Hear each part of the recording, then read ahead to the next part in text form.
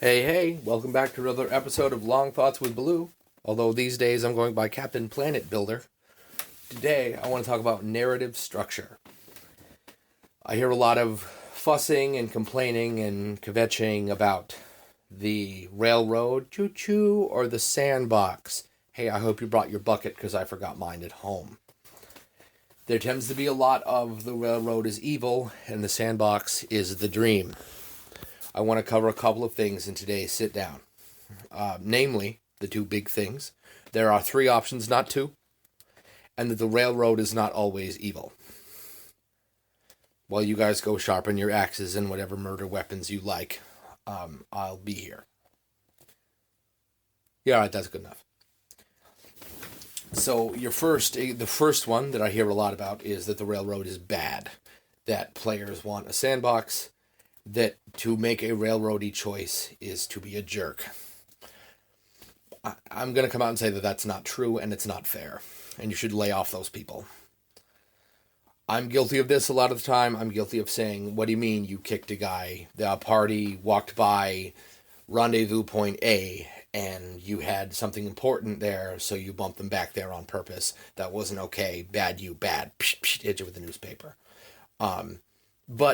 But that's really not fair, because unless that GM came out and told me that he asked the players if they wanted to be led around by their nose and they said no, I have no way of knowing whether or not his players have pre-discussed that particular arrangement, which is possible. Some players actually like to be led around by their nose. I know that sounds silly, but bear with me for a second. Agency is occasionally heavy to bear. It should be in big, heavy fights. It happens a lot in superhero movies, particularly ones with Spider-Man, where there isn't a whole team. Well, do I go to rescue the orphans in the bus teetering off the left side of the cliff, or do I run to the right and save Mary Jane? That's just two options. Just two. Never mind limitless agency. He has two obvious options. He obviously has other options he could make. He could say, screw it. I'm going to choose this moment to not be Spider-Man anymore. He could curl into a ball and cry and sulk about it and lose out on both options, because inaction is, in fact, an action. But the obvious choices that we want him to pick from are the orphans or the love. Think about that. That was just two options. And Peter Parker is having a crazy amount of time making up his mind. If he was being led around by the nose, he would be led to the fight with Green Goblin. That would go down however it's going to go down. And then he will move on to the next thing. Much less stressful on Peter Parker's part. Excuse me, tongue twister. Because he doesn't have to choose. Choice is heavy. So if you have the linear design option, or the railroad, your players don't have to choose, which in its own way is very freeing as a player. Don't get me wrong, I've had GMs who were railroady and it sucked, and I've also had GMs who were railroady because that's what we wanted. We wanted what is essentially a telltale game. It's a cutscene where you push buttons from time to time. The plot varies depending on the release, right? And you do have a little bit of say, but all in all, it's a narrative cutscene where you push buttons here and there and make little assessments.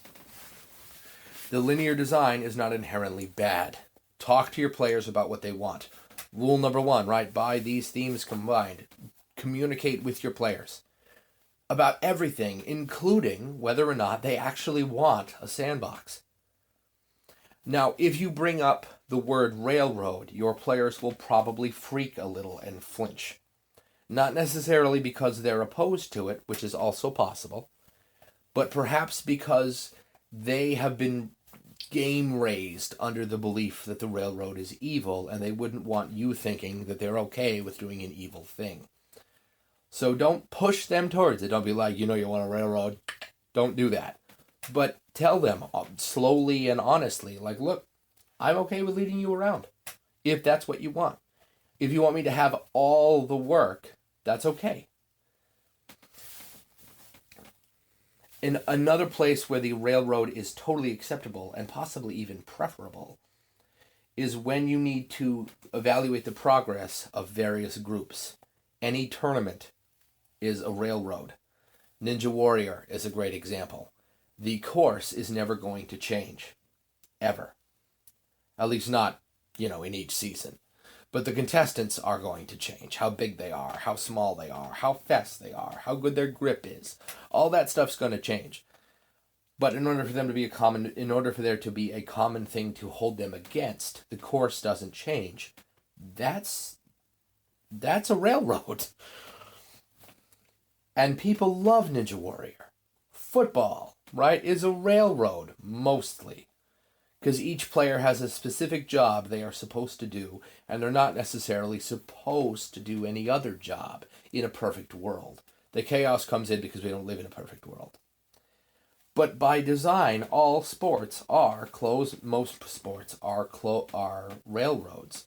And if you ask people who are sports fans about that one game in '89, they'll go on this big tangent about how they either loved it or hated it because their team won or lost.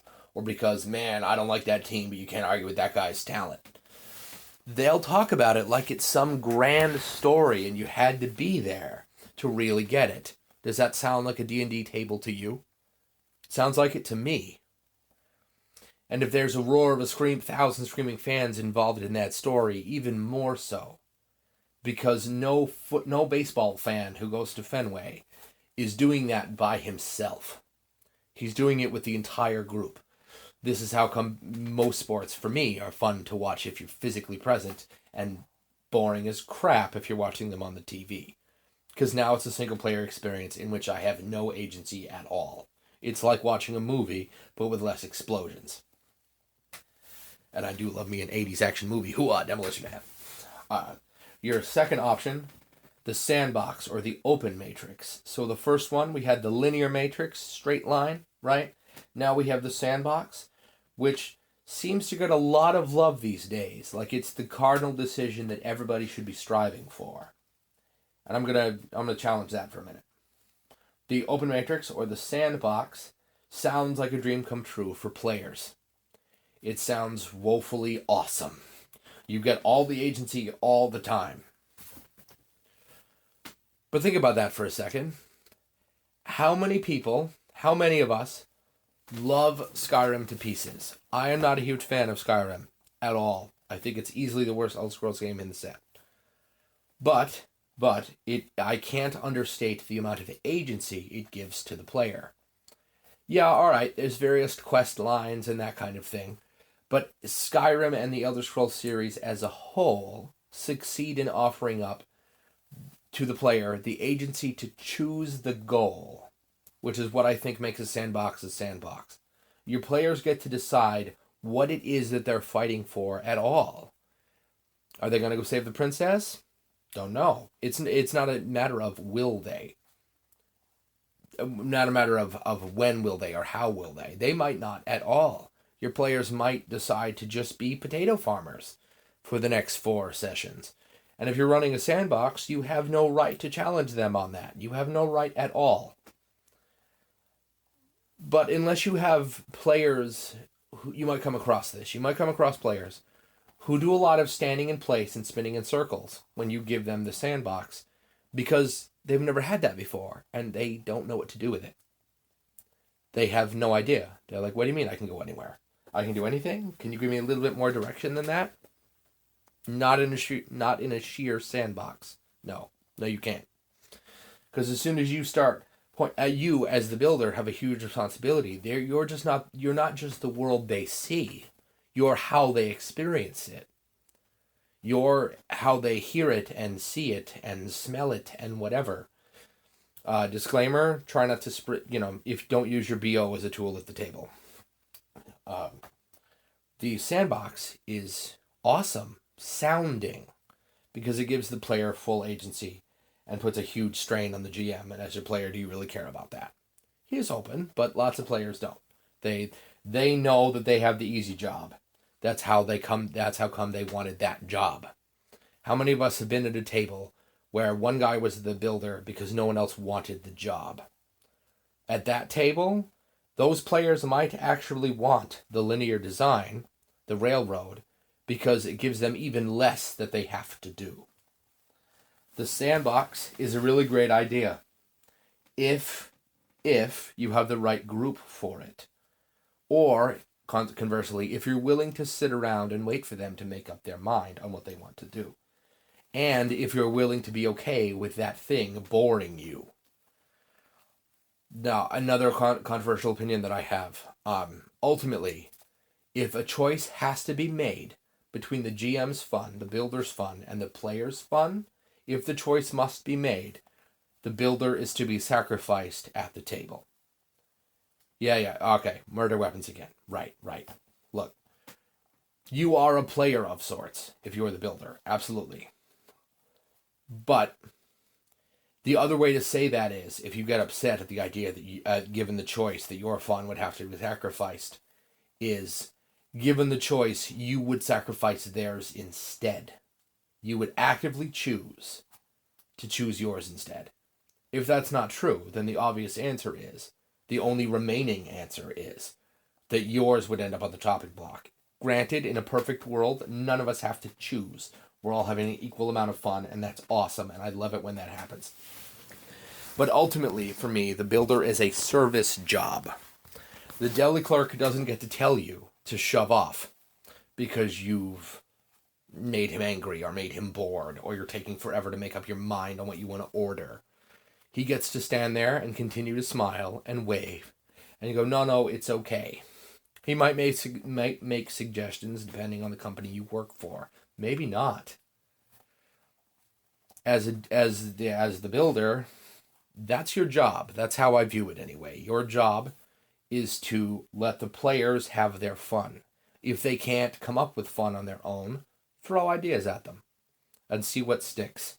If they're having fun, I don't know, playing Robin Hood and his Merry Men in the Woods, drinking ale, kicking potatoes down the hill and throwing arrows into trees, right? That's right, throwing, not shooting. And they want to do that for 3 sessions, and they're having fun, deal with it.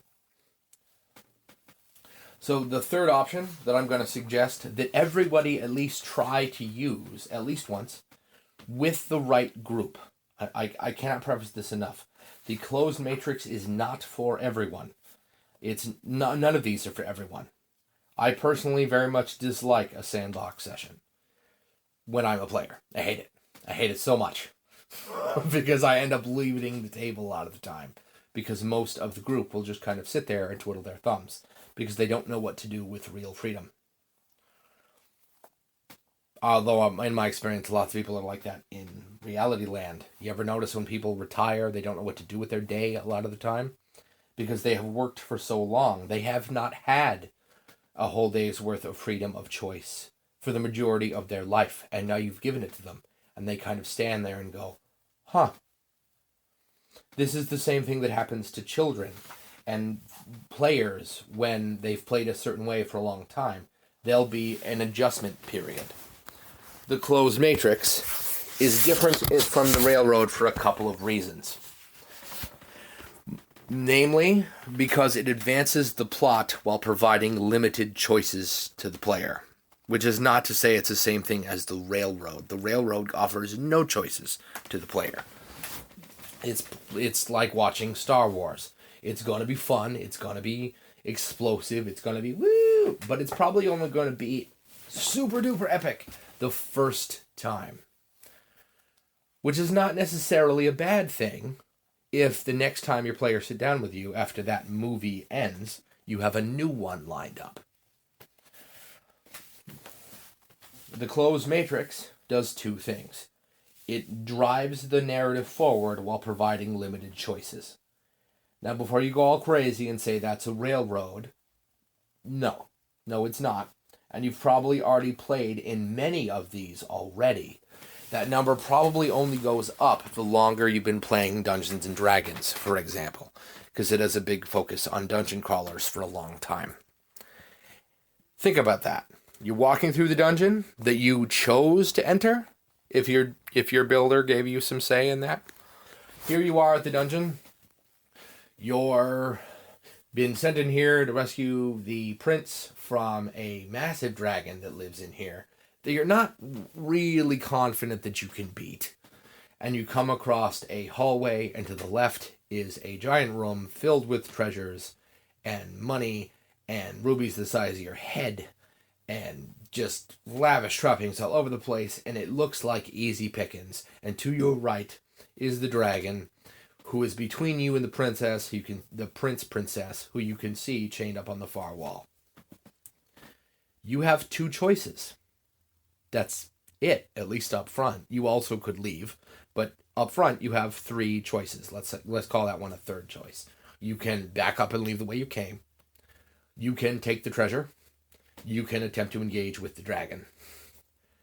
You could probably do all three of those things. You could engage with the dragon, kill it, save the princess, go get the treasure, and then leave. But you only have three options to work with that are obviously apparent. But any of them will probably drive the plot forward. If you leave, with the exception of you leaving, if I were running that and you went to steal the treasure, gold is heavy and that much of it is noisy, and I'd probably have something. I mean, it can't be that easy, right? There can't just be a big room full of treasure. I mean, maybe it's a dragon horde. Who knows? But you have three immediate options apparent to you, and the player has every right to decide which ones they want. But they only have three to pick from. A lot of old school dungeon modules are like that. Pretty much every old school dungeon crawler ever was like that, because you're pretty much limited to the halls, rooms, shafts, doors, and stairs.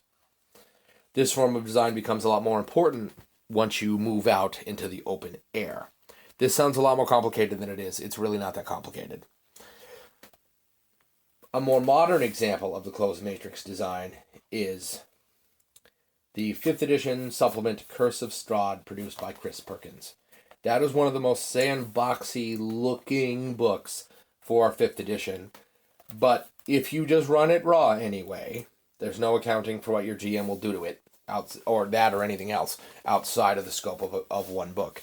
But if you run that raw, you'll find that there are only a couple of possible endings. 3, I think. With a couple of caveats at the bottom. So, option A, but NPC A is alive. Option A, but NPC B is dead. Option A, but NPC A is alive and NPC B likes the party. Even if we were going to call all of those individual mutations their own endings, like a video game with multiple endings, there are still only something like 12. That's it.